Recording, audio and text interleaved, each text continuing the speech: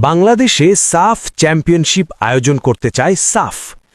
দক্ষিণ এশিয়ার ফুটবলের সর্বোচ্চ আসর সাফ চ্যাম্পিয়নশিপ 2026 আয়োজনের দৌড়ে প্রবলভাবে এগিয়ে রয়েছে বাংলাদেশ। গত বছর নানা কারণে আসরটি মাঠে না গড়ালেও চলতি বছরের সেপ্টেম্বর-অক্টোবর উইন্ডোতে এই টুর্নামেন্ট আয়োজন করতে চায় দক্ষিণ এশীয় ফুটবল ফেডারেশন সাফ। বিশেষ করে হামজা চৌধুরী ও সমিত সোমদের অন্তর্ভুক্তিতে বাংলাদেশে যে নতুন ফুটবল উন্মাদনা তৈরি হয়েছে সেটিকে কাজে লাগিয়ে বাংলাদেশে সাফ ফেরাতে ইতিবাচক সংস্থাটি। সাফের সাধারণ সম্পাদক পুরুষোত্তম ক্যাট্টেল জানিয়েছেন, পুরুষ ও নারী উভয় টুর্নামেন্টের স্বাগতিক দেশের নাম ঘোষণা এখন নির্বাহী কমিটির চূড়ান্ত সিদ্ধান্তের অপেক্ষায়।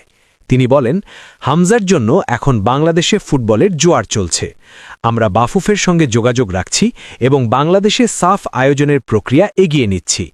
তবে বিপণন প্রতিষ্ঠানের সঙ্গে কিছু সমন্বয় এবং নির্বাহী কমিটির আনুষ্ঠানিক অনুমোদন এখনও বাকি। বাংলাদেশ, ভারত ও পাকিস্তানে বিভিন্ন টুর্নামেন্ট আয়োজনের মাধ্যমে দক্ষিণ এশিয়ায় রাজনৈতিক ও কূটনৈতিক সম্প্রীতি বাড়াতে চায় সাফ।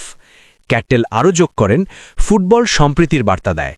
সদস্য দেশগুলোর কর্তারা একে অন্যের দেশে গিয়ে খেলার ব্যাপারে ইতিবাচক আশ্বাস দিয়েছেন, তবে চূড়ান্ত সিদ্ধান্ত নির্ভর করবে সংশ্লিষ্ট দেশগুলোর সরকারের উপর।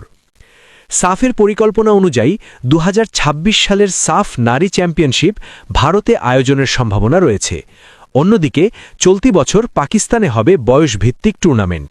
2027 সাল থেকে সাফ চ্যাম্পিয়নশিপকে আবারও বেজোড় বছরে ফিরিয়ে নেয়ার লক্ষ্য নির্ধারণ করেছে সংস্থাটি। এবছর প্রথমবার ফুটসাল টুর্নামেন্ট চালু করছে সাফ। থাইল্যান্ডে টুর্নামেন্টটির পর্দা উঠবে 13 জানুয়ারি। 31 জানুয়ারি নেপালে শুরু হবে নারী অনূর্ধ্ব 19 ফুটসাল। মার্চে মালদ্বীপে ছেলেদের অনূর্ধ্ব 20 ফুটসালের আসর বসবে। মেতে ভুটানে নারী অনূর্ধ্ব 17 আর জুলাইয়ে পাকিস্তানে ছেলেদের অনূর্ধ্ব 17 ফুটসালের আসর বসবে।